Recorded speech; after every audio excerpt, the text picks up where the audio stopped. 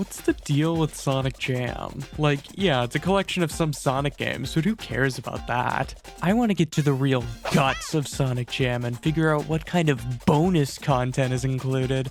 Who even cares about the full ports of the original Genesis games with fully simulated lock-on technology and weird music hiccups due to the audio being recordings streamed directly from the CD? You might be thinking, why not just play the original fucking MIDI sequences from the games? And I would retort with, you idiot. You have no idea how much of a pain in the ass it is to accurately replicate the Genesis audio hardware. In fact, neither do I, so I'm just not going to get into it. Beside ports, Sonic Jam would be the first Sonic game to include a fully 3D hub area with Sonic World. A tiny, adorable Green Hill looking zone with buildings that contain bonus material. It's hard not to be pulled in by its happy, celebrative atmosphere, and what's here is really cute and fun to run around in. I want to drink these pretty Sega Saturn powered waterfalls and fly around with my bro Tails to get a view on the pretty unfiltered textures. I can totally look at this and see what it would later bloom into with Sonic Adventures Hub Worlds on Dreamcast. But I get how fucking bleak it must have been as a fan just getting this Sonic R Nights into fucking Dreams during the Saturn's short years of support. I mean, even if Sonic Extreme were to limp its way out of production hell, it probably would have been mediocre at best to vomit-inducingly bad at worst, judging by its production. Perhaps I'm getting a little sidetracked. Now, can anyone in the class raise their hand and tell me what the most important part of a video game is? I'm sorry, but the correct answer is actually promotional material and weird tie-in merchandising. This segment is brought to you by this cool Japanese guidebook I found for Sonic Jam and all its included games that I found on Sonic Retro. In fact, a lot of my research is from Sonic Retro, so go fall down the Sonic rabbit holes yourselves. This part of the Sonic Jam guide catalogs a good amount of merchandise from the starting years of the franchise, and it's a really neat look back into how Sega of Japan marketed the Blue Devil, seeing how widely different the marketing was on the western side of things, before conforming to his Japanese interpretation soon after this particular era. Now, I'm no fashion aficionado, but I think all these shirt designs are absolutely horrendous. The only one that really sticks out to me is this cute little Sega Sonic leather jacket. I totally wear this. I also love the English text on this shirt of Sonic saying his iconic catchphrase, "I'm the Hedgehog. I'll protect the world. I'll fight bad guys." Wow, what wonderfully complex characterization. I won't lie, these Sonic Jam snowboards are pretty dope too. They remind me of those more recent but less cool Sonic skateboards and other Sonic snowboards we've seen. I know there were some Sonic Rider ones. These Sonic umbrellas are classy as hell, as well as these Sonic telephone cards. I don't think I would trust putting my money in that Robotnik bank though. I bet that shit direct deposits straight to Yuji Naka's insider trading fund. Apparently they made Sonic the Fighter's hand towels. Imagine getting your ass beat in a real fight and having to use your ultra irreplaceable Sonic the Fighter's hand towels to clean up your bloody mess. These are some pretty basic Sonic coffee mugs, if I'm going to be honest. Sonic yo-yos make sense. My only gripe is, why would you not make one of the yo-yos look like Sonic curled into a ball? It was right there, and you missed it. That's what he does. He's the ball man. Sonic is the ball man. That's what he's known for. I don't know about you guys. I don't give a shit about him being a hedgehog. I just want a little guy that turns into a ball and I want to roll a ball around. Ball video games are the best genre of video games. And there is... You cannot contest that whatsoever. Don't try. Don't you dare touch my limited edition Sega Sonic lighter and ashtray. I'm saving it for when I smoke with Hideo Kojima. Yep, that's right. The Japanese side of Sonic is pro-smoking, and therefore overwrites the canonicity of the Adventures of Sonic the Hedgehog's anti-smoking PSA. Get fucked, Tails. Die. Oh yeah, shout out to little baby arm Sonic. Also shout out to long arm Sonic. These proportions are surprisingly cute and accurate, while also being able to be kind of chibi. This thing was a UK marble game called Sonic Mountain Quest. It looks bad. Moving on. How can I not love these little Sonic basket plushies? In fact, all of the plushies from this era are oozing with charm. I'm only a little sad that the absolute GOAT, Cucky himself, didn't get his own basket plushie. Throughout all of my research, I wasn't able to find a single Cucky plush from this era. Regardless, there is no shortage of cute little guys from this era of the Blue Hog. I don't know how to introduce this next one. So, yeah. This is real life Sonic fucking Jam. I never wanted to think about what Sonic tasted like, and I refuse to suffer like this alone. I'm not really sure where this came from, besides the fact that this is from Sega's official blog, but a real jar of official Sonic Jam exists in a Sega warehouse somewhere. This was posted on the official Japanese Sonic blog. Roughly translated, it reads, "I don't know how it happened, but I found it in the Sega warehouse. I think it's cool that they assigned a flavor to each character. Sonic Blueberry, Tails Orange Marmalade, and Knuckles Strawberry. This jam is still stored in the Sonic team's warehouse, but its expiration date has long passed. However, we don't want to throw them away, and we also don't want to see the deteriorated contents. In fact, they are a bit of a problem." Besides that blog post, I cannot for the life of me find any other information on Sonic's jars of goop, but based on the metadata of these images, we could gather that these pictures were taken December 15th of 2006 on a Fujifilm Finepix F10, if that is useful to you. I was gonna buy the camera for a bit or whatever, but it's not cheap. It's not a cheap camera, so I'm not gonna do that. This jam was never released for retail distribution or even advertised at all.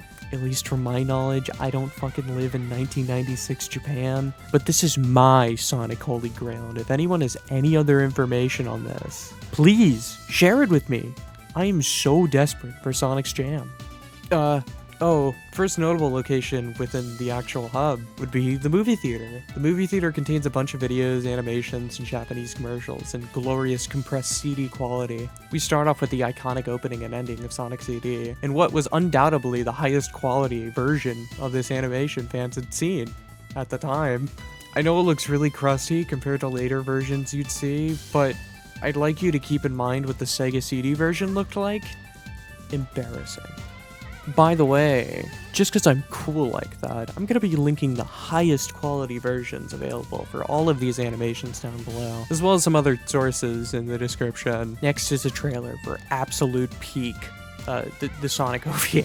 Something I might spurg about more later in another video down the line, I don't know. It's fully in Japanese, except for character names, excluding the president's cat girl daughter, Sarah. I could pretend that this is out of absolute disrespect for Sarah, but it's obviously because this was before the 1999 ADV English localization. Anyways, this movie's rad as hell, and it's been sitting on YouTube undisturbed forever, so there's no excuse not to watch it, dummy. Sonic the Animation, or Sonic Man of the Year, was a cartoon made by Tokyo Movie Shinsha Entertainment in conjunction with Sega AM3. It's unknown what the intentions actually were for this project, seeing how this was made in 1994 and was only released in Sonic Jam 3 years later. It's a really fun short animation, utilizing 3D assets along with smooth 2D animation, where Robotnik terrorizes a local city dressed in Sonic face to ruin Sonic's clean reputation. It also ends on "to be continued," and of course was never fucking continued. Sonic Ride is fucking peak 90s 3D animation, and I love this shit so much. This animation was made by Sega AM3 in 1994, and guessing by the name, it was made for one of Sega's motion simulator arcade games. Also, the machine Eggman uses to crush himself with gets referenced in the first episode of Sonic Mania Adventures, because of course those fucking geniuses would. Visuals from Sonic Ride would also go on to get reused in the music video They Call Me Sonic.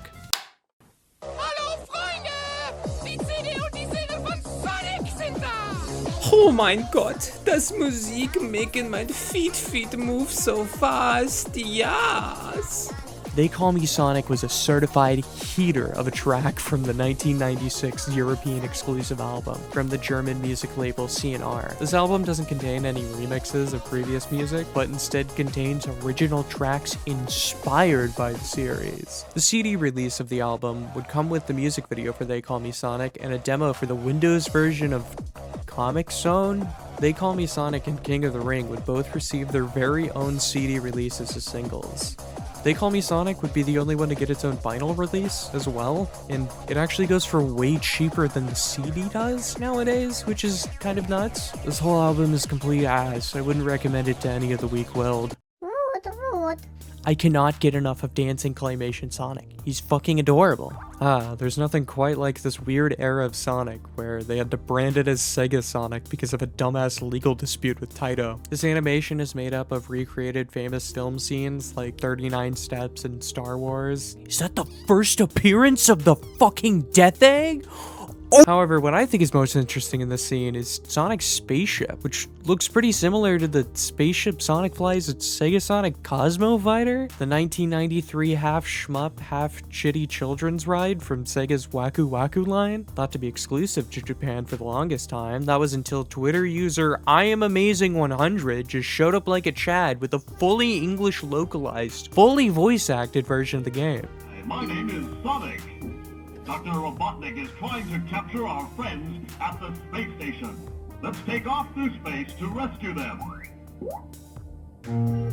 This cab was originally used during the 3 short years Sega World Sydney was actually open. They even had their own mascots? Holy fuck! And original plushies based off both concurrently running cartoons with Saturday AM Sally and Adventures-styled Robotnik. What the fuck is with the Sally plush though? Why is she so pissed? I love how hilariously off-model the eyes are for the already weird and off-model Adventures Robotnik. Who hurt Tails? Sega World Sydney is a whole can of worms that I can't fully get into at the moment, as much as I love to go off on tangents. This next Sonic commercial always perfectly encapsulated how Sonic 2 felt for me when I played it.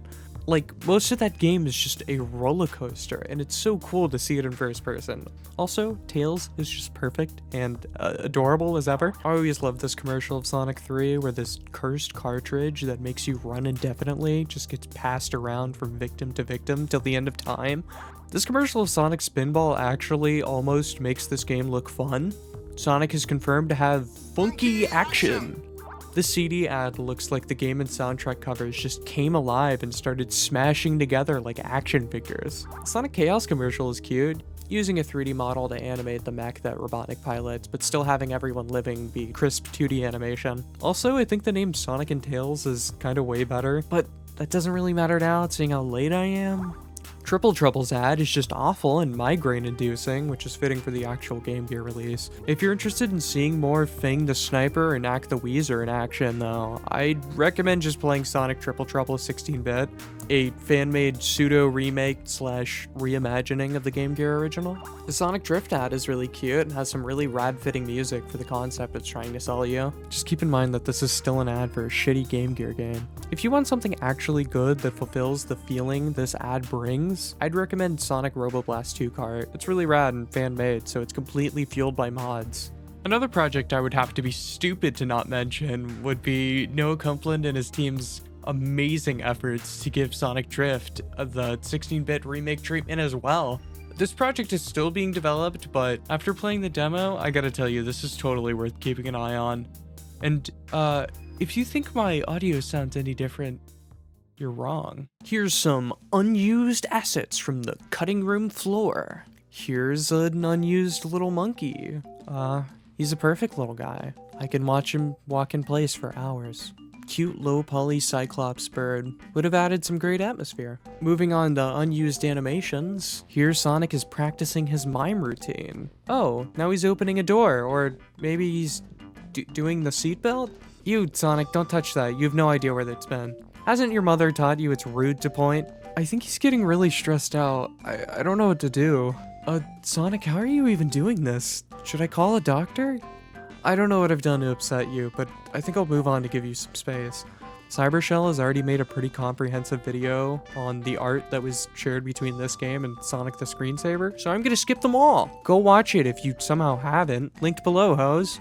These images were found when reading the game on your computy book. Look at them. Look at them. I always like taking a closer look at official art, and these are no exception, even if some of these are covered in awful texture filters. I imagine this probably looked a lot cooler on an actual CRT, because ultimately that's what these were made for.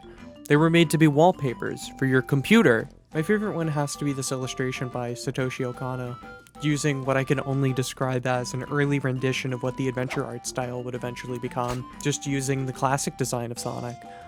I like the futuristic Cyclops shades he has literally screwed into his dense hog cranium. And look at these Photoshop gradient-ass kicks. I don't think we've seen these since, and for good reason. This art is from certified OG Yuji Okawa. And this comment roughly translates to, even though they have different personalities and settings, I feel empathy for them as a mediator because they have a common consciousness, purpose, and policy. We tried to express and compose this image with a single ring dyed in each color. Wow, so true. Hey yo, what's up, man? Sonic, why are you speaking impact font at me? These renders were actually originally hidden behind unlocking the collection's credits by finishing all of the missions in the hub world. I obviously didn't do that, but I was able to find clean rips of this nearly lost art just for your viewing pleasure. Here's a classic pose of the classic bros flying together. I couldn't think of a more iconic duo than these two freaks. Here's Sonic petting Tails like the dog he is. I doubt this is the intention, but I always saw this art as Sonic jumping off of Tails' baby face. These low poly models are able to capture the appeal of Sonic and Tails adorably so well. I fucking love these designs so much. You might also recognize these same models from the Sonic Adventure concept art from when the game was originally being developed for the Sega Saturn before being repurposed into Sonic World. Now, moving on to the art actually accessible within the Sonic World Hub. Most of these were done by the god himself, Naoto Oshiba, one of Sonic's multiple dads and original character designer. If you cry around Sonic, he will fucking despise you. I fucking love that laughing Sonic pose. I remember having some sort of bootleg sticker using this specific design as a base. Also, this crying Sonic always fucks me up so bad. I don't know why, but I always love poses where Sonic is poking his nose. He's just so kawaii. The Sonic's face is so fucked up. I don't know what's going on with this jaw here. This sassy ass pose reminds me of a certain Sonic Adventure pose. This big head ass over here would serve as the base for Sonic's pose in Sonic Triple Trouble's title screen. Moving on to my baby boy Tails. I kind of love the implication of Tails having absolutely no weak points, which would kind of stay in line with how the RG comics would portray him as a fucking chosen being with ultimate god power. Yes, Tails has become the chosen one of cosmic legend, now imbued with both Mogul's powers and his own. He is the ultimate power of the multiverse. I pray that he does not get corrupted by such power. This comic's fucking insane. Also, I think this is where the tidbit of lore of Tails liking mint originated from. Same as him being afraid of thunder, which makes sense as a dude who flies. This would also be portrayed pretty well in the OVA. Concept art of Tails' many adorable expressions. Favorite ones being his crying and panicking faces. He is so baby. Always loved how Tails would use his tails to maintain his top speed, and this art illustrates it with so much charm. What can I keep saying besides Tails is cute, but here's some dope poses. Tails being a coward, and here's Tails going in for the home run. Knock knock, it's Knuckles. Knuckles' canonical weaknesses are women and sunlight. He's just like me, for real. I really love spiky teeth Knuckles. Also, I can't get over this weird pleading face he's making here. Wow, Knuckles sure is cool. He's even doing the generic superhero pose. Also, these shades remind me of the shades from this specific Sonic Adventure 1 art, which is weird because he doesn't even get shades in Sonic Adventure 1. No matter what you think of the animal buddies, you gotta give credit to Flicky for being the earliest game in the official Sonic Extended Universe. It's pretty weird to think that Ricky would go on to be reinterpreted as the character of Sally Acorn in the western side of the canon. And you'll always be cucky in my book, no matter what those cowards at Sega try to retcon you into. Dr. Robotnik's age is listed as unknown, and this continues to be a point of debate to this very day. Current fandom debate guesses between the ranges of DILF and GILF. Huh? Who is this egged man you speak of? Damn, Robotnik can look pretty cool and he's got a great pose. Wait, this pose is even closer to the same Sonic Adventure 1 pose.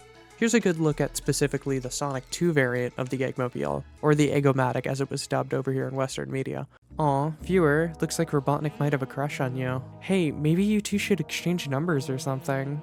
Oh my god, he's gonna crash! I love seeing how Badnik designs evolve throughout these games. The Badniks are so adorable and underappreciated. It's amazing to see how much detail was put into these designs in the first place. It makes sense that Sonic Team tries to reuse these designs as much as possible, even if they end up making worse versions of already iconic designs. Some of my favorite Badnik designs from this era would have to be Motobug, probably one of the most iconic Badniks from the whole series. I love this little guy so much. Yadrin, or Spikes in the West. Apparently this guy is supposed to be a hermit crab. He's very cute and cuddleable. It's Ballhog. What more do I need to say?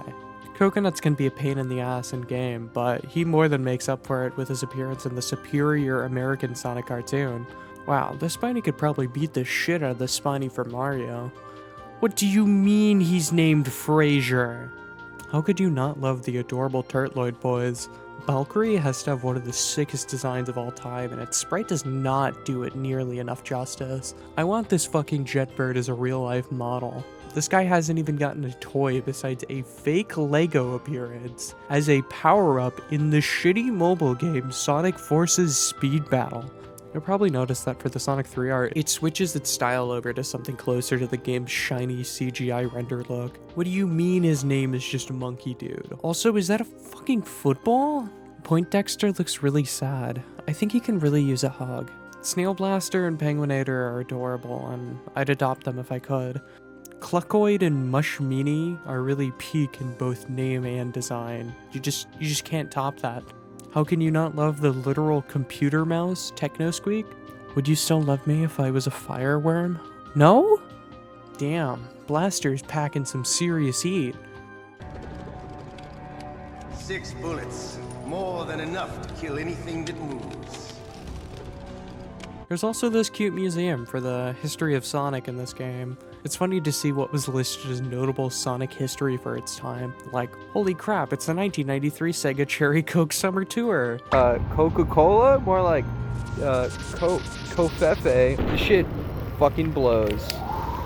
Wow, the European Sonic compilation cover is so fucked up.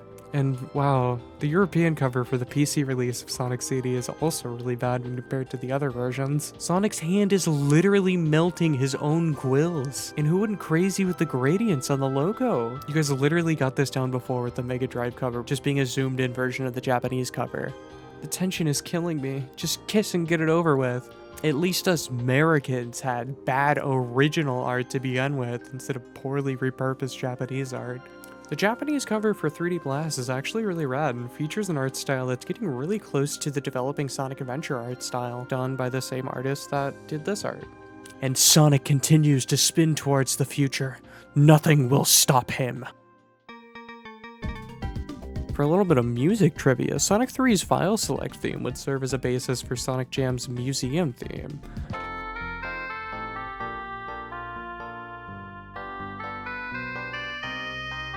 Generations would then base their collection rooms theme off the museum track, which is pretty fitting.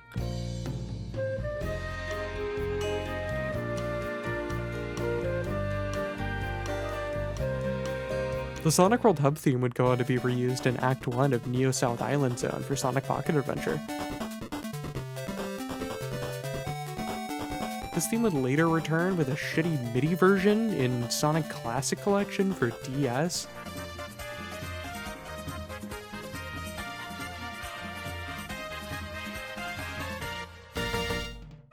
Bonus features are neat, and I would love for people to appreciate them as much as I do. That same spirit carries on anytime I get to learn about the behind-the-scene creative process behind art I care about. I love seeing this time capsule of what Sonic's legacy was during his early years as he slowly stopped being defined solely by his Genesis era. It's really interesting. It's amazing to see not just how these characters changed throughout time, but how the creative people behind these projects got to that point. About to consume this delicious banana!